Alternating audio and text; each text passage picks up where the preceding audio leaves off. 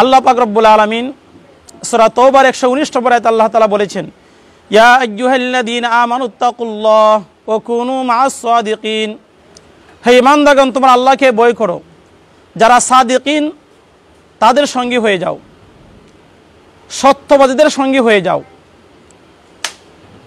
এই আয়াতের ব্যাখ্যা তাফসীরে জালালাইন শরীফ মূল কিতাব 158 পৃষ্ঠায় উল্লেখ করা হয়েছে। যারা ঈমান এবং তাকওয়া পরহেজগারির ব্যাপারে যারা অগ্রগামী, মুনাফিক লোকদের সাহচর্যকে বর্জন করে যারা আল্লাহওয়ালা আছে, যারা ঈমানদার আছে, তাদের সান্নিধ্যকে তোমরা গ্রহণ করো। হযরত হাসান বসরি রহমতুল্লাহ আলাই এই আয়াতের ব্যাখ্যা উল্লেখ করেছেন, যারা সৎকর্মী আল্লাহওয়ালা নেককার বান্দা সালিহিন তাদের সঙ্গী হয়ে যাও, আল্লাহর ওলিদের সঙ্গী হয়ে যাও। এই আয়াতের মধ্যে আল্লাহ পাক রব্বুল আলামিন উল্লেখ করেছেন কুনু শব্দ, কুনু মাআস সাদিকিন। কুনু শব্দটা একটা আমরি সিগা। আল আমরু লিল উজুব, আমর আসে ওয়াজিবের জন্য। আল্লাহ আদেশ করেছেন, অর্ডার করেছেন, নির্দেশ দিয়েছেন যে যারা আমার ওলি, যারা আমার বন্ধু, যারা সাদিকিন তাদের সঙ্গে হয়ে যাও, নেককার ব্যক্তিদের সঙ্গে হয়ে যাও। সহবতে সালেহ তরা সালেহ কুনত, সহবতে তালেহ তরা তালেহ কুনত। সৎসঙ্গে স্বর্গবাস, অসৎসঙ্গে নরকবাস। আল্লাহ পাক রব্বুল আলামিন সূরা নিসার 69 নম্বর আয়াতের মধ্যে আল্লাহ তাআলা বলেছেন, যাদেরকে আল্লাহ পুরস্কৃত করেছেন, মিনান নাবিয়িনা ওয়াস সিদ্দিকিনা ওয়াশ শুহাদাই ওয়াস সালিহিন। 4 শ্রেণীর বান্দাদেরকে আল্লাহ তাআলা পুরস্কৃত করেছেন। 4 প্রকার বান্দাদেরকে তাদের প্রতি আল্লাহ ইনাম করেছেন, পুরস্কৃত করেছেন। 1 নম্বর হলো মিনান নাবিয়িন, যারা নবী। 2 নম্বর ওয়াস সিদ্দিকিন, যারা সিদ্দিক। 3 নম্বর ওয়াশ শুহাদা। 4 নম্বর ওয়াস সালিহিন, যারা নেককার ব্যক্তি। ওয়া হাসানু উলাইকা এবং তাদের সান্নিধ্য হলো উত্তম সান্নিধ্য। তাদের সান্নিধ্য হলো উত্তম সান্নিধ্য কাদের? নবীদের, সিদ্দিকদের, শহীদদের, নেককার ব্যক্তিদের।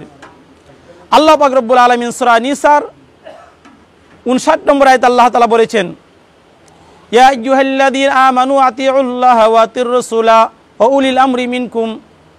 হে ঈমানদারগণ, তোমরা আল্লাহর হুকুম মানো, রাসূলের হুকুম মানো। আল্লাহর হুকুম কোরআন অনুযায়ী তোমরা জীবন যাপন করো। ওয়া আতির রাসূল, রাসূলের তরিকা সুন্নত অনুযায়ী তোমরা জীবন যাপন করো। এবং তোমাদের মধ্যে যিনি উলিল আমর হবেন, উলিল আমর কে হবেন, আদেশদাতা কে হবেন, তার ব্যাখ্যা 3টি ব্যাখ্যা উল্লেখ রয়েছে। হযরত আবু হুরায়রা রাদিয়াল্লাহু তাআলা আনহু ব্যাখ্যা করেছেন, উলিল আমর দ্বারা উদ্দেশ্য হলো শাসকবর্গ।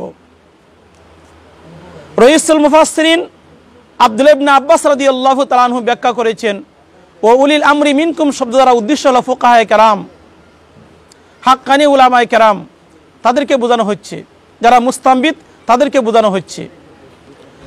এবং হযরত হাসান বসরি রহমতুল্লাহ আলাইহি ব্যাখ্যা করেছেন, উলিল আমর দ্বারা উদ্দেশ্য হলো যারা আল্লাহর ওলি আছেন, আউলিয়া কেরাম, সুফিয়া কেরাম, কামিল ওলি আল্লাহ আছেন, সুফিয়া কেরাম, উলামায়ে মাশায়েখ, তাদেরকে বোঝানো হচ্ছে। 3টি ব্যাখ্যা উল্লেখ করা হয়েছে। আল্লাহ পাক রব্বুল আলামিন কালামে পাকের মধ্যে বিভিন্ন জায়গা ওলি আল্লাহদের সান্নিধ্য গ্রহণ করার জন্য, তাদের সোহবত ইখতিয়ার করার জন্য আল্লাহ বলেছেন। আল্লাহ পাক রব্বুল আলামিন সালিহিন শব্দ উল্লেখ করেছেন, সাদিকিন শব্দ উল্লেখ করেছেন। সূরা ইউনূসের 62 নম্বর আয়াতের মধ্যে আল্লাহ তাআলা আউলিয়া শব্দ উল্লেখ করেছেন। সূরা কাহাফের 17 নম্বর আয়াতের মধ্যে আল্লাহ তাআলা মুর্শিদ শব্দ উল্লেখ করেছেন। ওমা ইউদলিল ফালান তাজিদ লাহু ওয়ালিয়া মুরশিদা। সূরা কাহাফ 17 নম্বর আয়াত। মুর্শিদ মানে পথ প্রদর্শক, যিনি পথ দেখান, রাস্তা বাতলে দেন। এটা জান্নাতের পথ, এটা জাহান্নামের পথ, তোমরা এ পথে চলবে, এ পথে চলবে না। যিনি পথ বাতলে দেন তাকে বলা হয় মুর্শিদ। কাজে আমাদেরকে ওলি আল্লাহদের সোহবত অর্জন করতে হবে, ওলি আল্লাহদের কাছে যেতে হবে। আত্মশুদ্ধি অর্জন করা ফরজ। আল্লাহ বলেছেন সূরা শামসের 9 নম্বর আয়াতের মধ্যে, কাদ আফলাহা মান যাক্কাহা, ওই ব্যক্তি সফল কাম যে আত্মশুদ্ধি অর্জন করতে পেরেছে। আত্মশুদ্ধি হলো সফলতার চাবিকাঠি। সফলতার চাবিকাঠি হলো আত্মশুদ্ধি। আল্লাহ পাক রব্বুল আলামিন কালামে পাকে সূরা আলার 14 নম্বর আয়াতে আল্লাহ বলেছেন, কাদ আফলাহা মান তাযাক্কা। আত্মশুদ্ধি অর্জন করা ফরজ। আত্মশুদ্ধি অর্জন করার জন্য ওলি আল্লাহদের কাছে যেতে হবে। আল্লাহ পাক রব্বুল আলামিন আমাদেরকে হাক্কানি ওলির কাছে যাওয়ার, হাক্কানি পীর চিনে তার কাছে বায়াত গ্রহণ করার তৌফিক দান করুক। আমিন।